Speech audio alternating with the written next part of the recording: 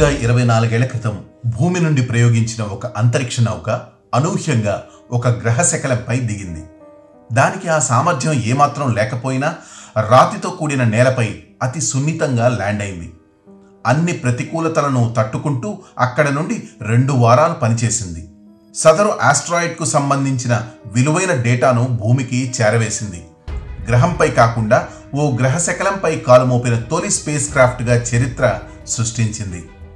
ఇదంతా అమెరికా అంతరిక్ష పరిశోధనా సంస్థ నాసా అప్పట్లో ప్రయోగించిన నియర్ ఎర్త్ అస్ట్రాయిడ్ గురించే.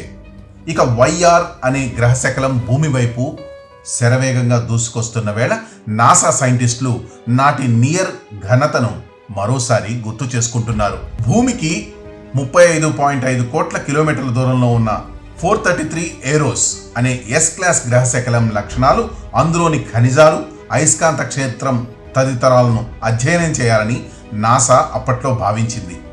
దాని చుట్టూ కక్షలో పరిభ్రమించే లక్ష్యంతో నియర్ స్పేస్ క్రాఫ్ట్ను 1996 ఫిబ్రవరి 17న ప్రయోగించింది. అంతరిక్షంలో వెళ్లిన ఏడాదికే అది ఆస్ట్రాయిడ్ ఉపరితలానికి 1200 కిలోమీటర్ల ఎత్తుకు చేరుకుంది.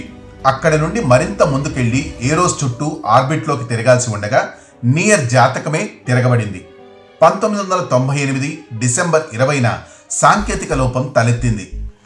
ఇంజన్ బర్న్ కారణంగా నియర్ అనుకున్నట్లుగా పనిచేయలేని పరిస్థితి. దీంతో బ్యాకప్ ఇంధనం సాయంతో దాన్ని ఏకంగా ఆస్ట్రాయిడ్ పైనే దించాలని నాసా నిర్ణయించింది. ఆ ఆదేశాలకు అనుగుణంగా నియర్ 2001 ఫిబ్రవరి 12న ఏరోస్కు అత్యంత సమీపానికి చేరుకుంది. చివరికి నెమ్మదిగా ఏరోస్పై దిగి చరిత్ర సృష్టించింది. ఒక అంతరిక్ష నౌక గ్రహశకలాన్ని తాకడం అదే మొదటిసారి. అలా నియర్ కాస్త సైంటిస్టులకు వెరీ డియర్గా మారిపోయింది. అటు వైఆర్ భూమిని ఢీకొనే అవకాశాలు 2% వరకు ఉన్నట్టు వారు అంచనా వేస్తున్నారు. అది బహుశా 2032లో జరిగే ఛాన్స్ ఉందట. భూమికేసి రాకుండా దాన్ని దారి మళ్లించాలని భావిస్తున్నారు.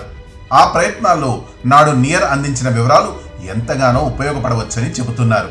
నిజానికి గ్రహశకలాలు భూమిని ఢీకొట్టడం కొత్త విషయమేమి కాదు. సాధారణంగా మన సౌర కుటుంబంలో అనేక లక్షల గ్రహశకలాలు సంచరిస్తుంటాయి. వాటిలో కొన్ని భూమి కక్షను దాటి భూమి వైపుకు వస్తూ ఉంటాయి. కొన్ని అరుదైన సందర్భాల్లో గ్రహశకలాలు భూమిని ఢీకొనే స్థితికి వస్తాయి. అప్పుడు భూమి అల్లకల్లోలమవుతుంది.